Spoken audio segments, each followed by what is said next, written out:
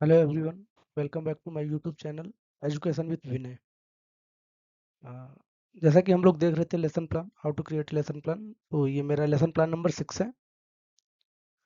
As usual first we will mention our name. पहले हमको अपना नेम यहाँ पे मेंशन करना है। देन डेट, किस डेट को आप लेसन प्लान बना रहे हैं। देन द स्कूल का नेम, नेम ऑफ स्कूल, किस स्कूल में आप इंटर्नशिप कर रहे हैं या teacher as a teacher training या वर्क कर रहे हैं। Then class, the lesson plan ये जो है ये किस क्लास के लिए है। Then subject, topic, period, which period, कौन सा पीरियड है आपको वहाँ पे स्कूल में, कौन सा पीरियड पढ़ाने के लिए मिला है। ड्यूरेशन, कितने मिनट का लेसन प्लान है।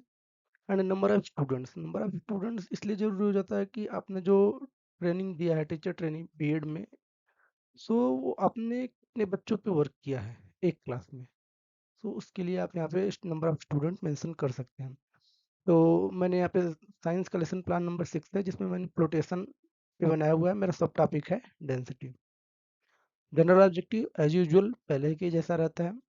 To develop the interest of science students in learning science, to develop the ability of imagination, reasoning and observation, to develop the scientific attitude, scientific interest in the students, to develop understanding about the reality and apply them in real life, to enable them to get knowledge content in lesson।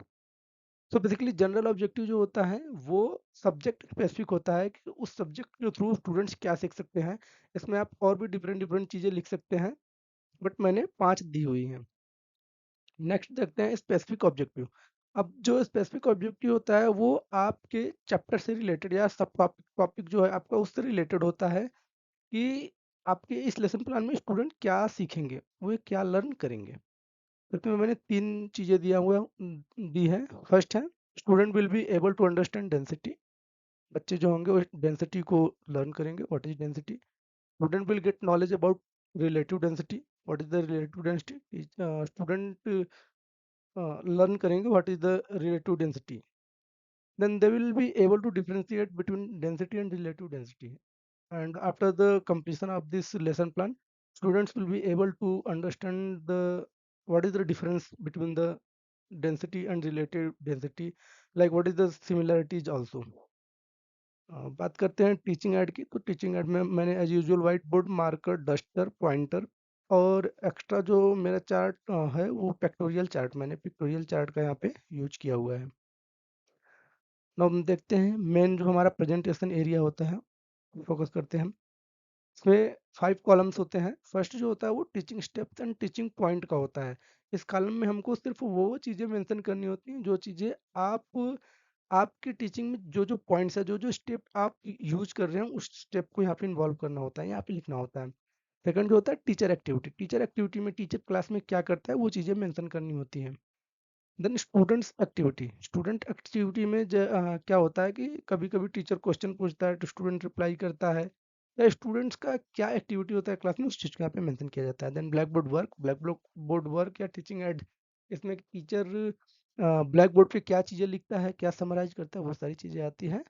And evaluation में in between the class teachers कई बार question करते हैं, topic को half topic को cover करने के बाद कभी कभी क्वेश्चन किया जाता है, तो वो चीज़ें इवेल्युएशन के अंतर्गत आती हैं।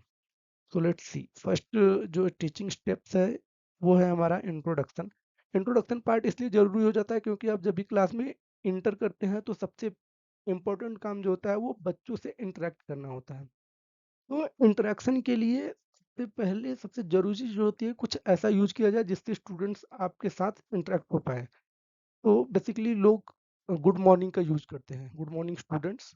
तो यहाँ पे मैंने मेंशन किया हुआ है गुड मॉर्निंग स्टूडेंट्स। तो स्टूडेंट रिप्लाई करते हैं good morning sir. Then teacher can ask how are you all, then student will reply fine sir. This is the only a way of interacting with student. अगर आप इतना बात करते हैं class में तो बच्चे आपसे इंटरेक्ट कर लेते हैं, इंटरेक्शन में थोड़ा सा हेल्प मिल जाता है, उसके बाद आप अपना टॉपिक स्टार्ट कर सकते हैं।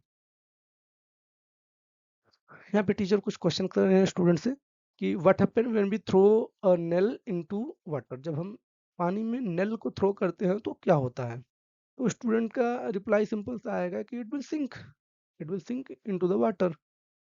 तब वो पानी में डूब जाएगा।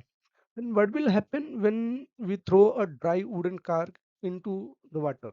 जब हम ड्राई वुडन कार जो होता है उसको वाटर में डालते हैं तो क्या होता है? Then student they will reply like it will float.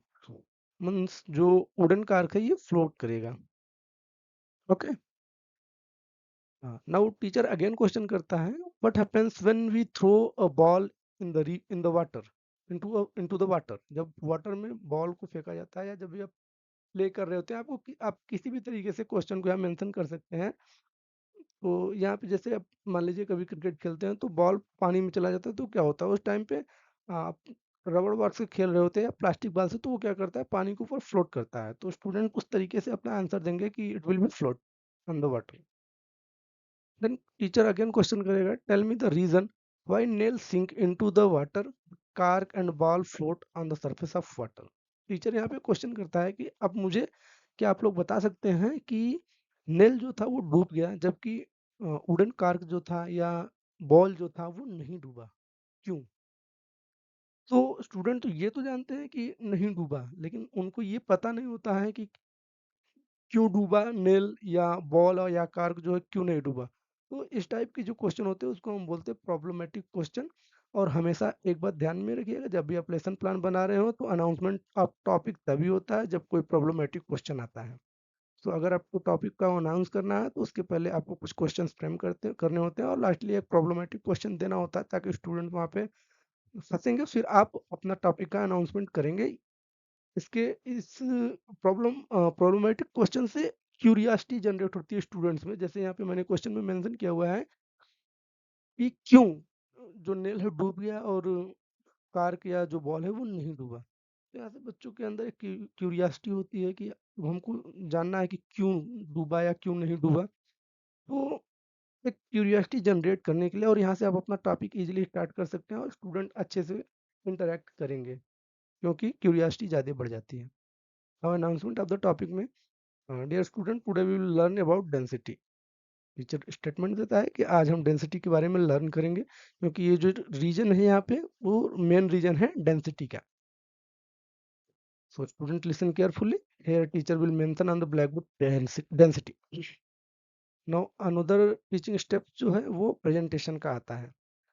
ये कॉमन चीज़ें आपको ये लर्न करनी होंगी। जो फर्स्ट स्टेप होता है वो इंट्रोडक्शन का होता है एंड जो सेकंड स्टेप होता है इसमें वो अनाउंसमेंट ऑफ द टॉपिक का होता है। थर्ड जो होता है प्रेजेंटेशन का होता है।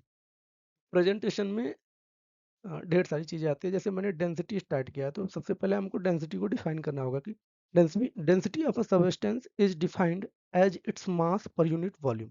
Means mass per unit volume को हम डेंसिटी बोलते हैं। और इसको जो टीचर होगा वो ब्लैक बोर्ड पर मेंशन करेगा कि जो डेंसिटी होता है वो मास अपन वॉल्यूम होता है। यूनिट की बात करें तो यूनिट ऑफ डेंसिटी जो होता है वो ऐसा यूनिट इसका जो होता है किलोग्राम पर मीटर क्यूब होता है। तो यहाँ पे टीचर ब्लैक बोर्ड पे मेंशन करेगा kilogram per metre cube. Then relative density. What is the relative density? Then relative density of a substance is defined as the ratio of its density that of water at 4 degree centigrade. Means जो relative density होता है वो density of substance होता है divide by density of water at 4 degree centigrade. जो किसी भी object का जो डेंसिटी होता है उस डेंसिटी को अगर हम वाटर की डेंसिटी जो होती है 4 डिग्री सेंटीग्रेड पर उससे डिवाइड कर दे तो हमको जो रिजल्ट मिलता है उसको हम बोलते हैं relative density. Now unit of relative density. तो इसका कोई यूनिट नहीं होता क्योंकि जो रिलेटिव डेंसिटी का फॉर्मूला होता है यहाँ पे density of substance upon density of water at 4 degree centigrade. ऊपर भी डेंसिटी का यूनिट होगा नीचे भी डेंसिटी का यूनिट होगा तो दोनों आपस में कैंसिल आउट हो जाएंगे। इसलिए यहाँ पर डेंसिटी का कोई यूनिट नहीं होता है। तो कुछ हमने नोट दिया हुआ है which substance have more density than water it will be sink into the water and vice versa। अगर किसी भी ऑब्जेक्ट का डेंसिटी जो होता है वो पानी की डेंसिटी से ज्यादा होता है तो वो डूब जाता है। यहाँ पे टीचर ब्लैक बोर्ड पे समराइज करता है कि more density then sink. More density than water then object sink कर जाएगा। लेस डेंसिटी देन वाटर है तो ऑब्जेक्ट फ्लोट करेगा। जैसे कि आपने बॉल के केस में देखा था कि बॉल क्या कर रहा था फ्लोट कर रहा था। इट मीन्स बॉल की जो डेंसिटी थी वो वाटर की डेंसिटी से कम थी इसलिए वो क्या कर रहा था वहां पे फ्लोट कर रहा था। और नेल की बात करें तो नेल की जो डेंसिटी थी वो वाटर की डेंसिटी से ज़्यादा थी, इसलिए वो श्रिंक कर गई।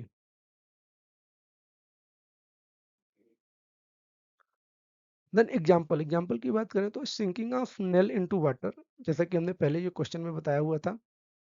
सेकंड जो है वो है floating of cork on the water surface, ये भी हमने बताया था। अब देखिए ये चीज़ें हो क्यों रही हैं, जैसे sinking of stone into the water है, floating of balloons on the water surface है, ये चीज़ें हो क्यों रही हैं, क्योंकि इस चीज़ को स्टूडेंट्स को समझाना होगा आपको। जैसे sinking of nail into the water है, तो इसमें क्या है कि नेल का जो डेंसिटी है वो वाटर की डेंसिटी से ज़्यादा है, इसलिए नेल क्या कर रहा है, डूब जा रहा है।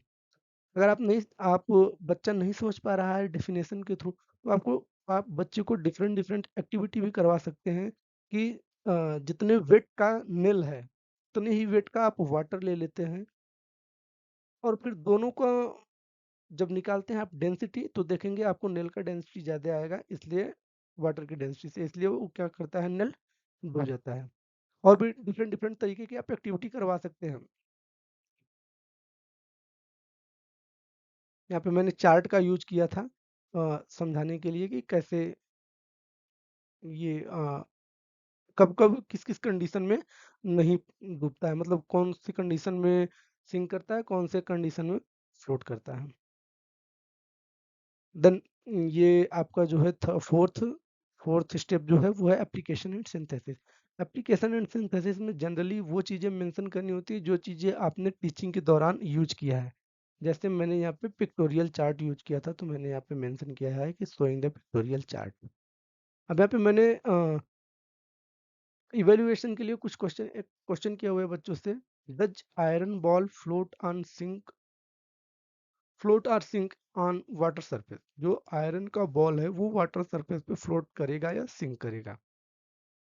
तो यहाँ पे स्टूडेंट उसका रिप्लाई करेंगे, फ्लोट करेगा या सिंक करेगा। अगर फ्लोट करेगा तो क्यों, या सिंक करेगा तो क्यों। अगर उनको कॉन्सेप्ट समझ में आया है तो वो क्या करेंगे, रिप्लाई करेंगे। नाउ लास्ट स्टेप जो होता है जनरलाइजेशन। जनरलाइजेशन में क्या होता है कि हमको एक तरीके से जितना भी हमने टीचर ने एक्सप्लेन किया है या पढ़ाया है उसको समराइज करना। तो यहाँ पे मैंने समराइज किया, dear student, today we learn density, its unit, relative density, its unit and example. We also learn when an object will float on the surface of water and when it will be sink. Okay, student will listen carefully. Now recapitulation जो होता है, यहाँ पे teacher कुछ question करता है student से in the end of the topic. जब टॉपिक खत्म हो जाता है तो टीचर बच्चों से कुछ क्वेश्चन करता है कि बच्चों को कॉन्सेप्ट समझ में आया है नहीं, उसके लिए वो कुछ क्वेश्चन करेगा बच्चों से। जैसे मैंने पहला क्वेश्चन दिया होता, how will you define density. Density को आप कैसे डिफाइन करेंगे। Then how relative density is different from density. Relative density जो है वो डेंसिटी से डिफरेंट कैसे है। डिफरेंट ऐसे है क्योंकि जो मतलब वहाँ पे आपको बच्चे रिप्लाई करेंगे, क्योंकि जो डेंसिटी होता है वो सिंपल डेंसिटी है, बट रिलेटिव डेंसिटी जो है वो क्या है, density divide by density of water at 4 degree. Third question है, what is the condition for floating and sinking. Floating and sinking के लिए क्या कंडीशन है, जो कि मैंने ऊपर मेंशन किया हुआ था। नाउ एंड में आपको बच्चों को होमवर्क देना है, जैसे मैंने दिया हुआ है, collect some things around your home and identify which have greater density and which have less density. तो ये था आज का वीडियो। अगर अब आपको वीडियो अच्छा लगे तो लाइक और सब्सक्राइब जरूर करें। Thank you.